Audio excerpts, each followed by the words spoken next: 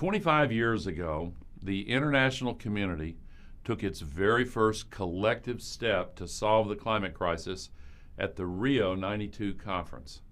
It was a great honor to represent my country in Rio as chairman of the U.S. Senate delegation that year.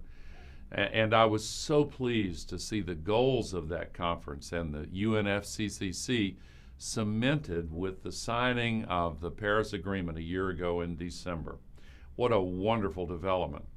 And I will never forget the Brazilian leaders who played key roles way back a quarter century ago in 1992, including Professor José Goldenberg, Gil van Meiria, Ambassador Rubens Recupero, and many, many others from all around the world. It was a wonderful gathering, and I'm so happy to be able to join you by means of this video to remember and to recognize and celebrate that historic, groundbreaking work.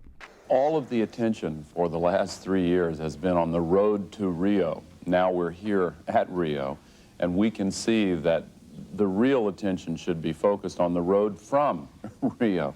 How can we use the success of the Earth Summit in symbolic and psychological terms to accomplish substantive changes in the policies that are now resulting in so much destruction of the Earth's environment? We've come a long way since Rio, and the Paris Agreement truly was a momentous step. But of course, the work must continue and accelerate. Today, we only face 3 questions about the climate crisis. The first one still is, must we change? Of course, we know the answer because every day we pour 110 million tons of man-made global warming pollution into the atmosphere as if it's an open sewer.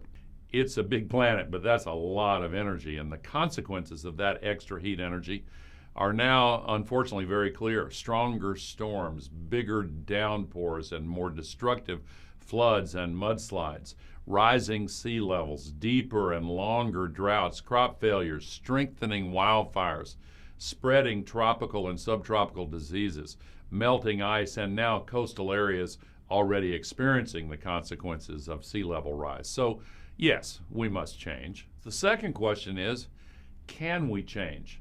If we have to change and we can't, then I don't want to hear any more about it. That's a formula for anxiety and depression. But fortunately, the answer to that second question is now also a resounding yes. In fact, I'm more hopeful than ever that we are now finally getting on the right track. Clean, renewable energy is now cost competitive with fossil fuel sources in a rapidly growing number of areas and nations around the world. Major corporations are finally making significant investments in clean energy, battery storage, energy efficiency, and sustainability technologies across the board. Businesses are now beginning to work together to encourage more sustainable and energy efficient practices.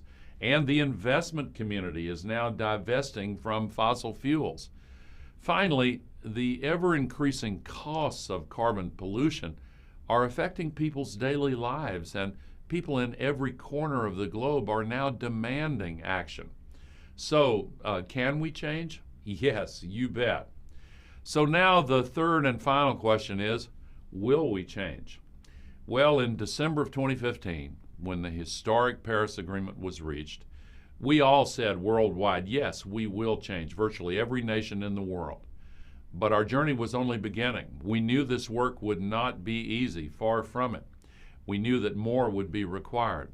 And now we know that our work must be redoubled. All of the commitments taken together are still not enough, but we've got the momentum now. So now's the time for us together to turn our focus to making the promises of the Paris Agreement a reality in Brazil and all around the world. We're going to win this. We're going to answer all of these questions with a resounding yes. And it will be in no small part thanks to the people and organizations represented there who have been at it for an awfully long time now. It's true that some still doubt that we have the will to act, but I must say the will to act is itself a renewable resource. Thank you.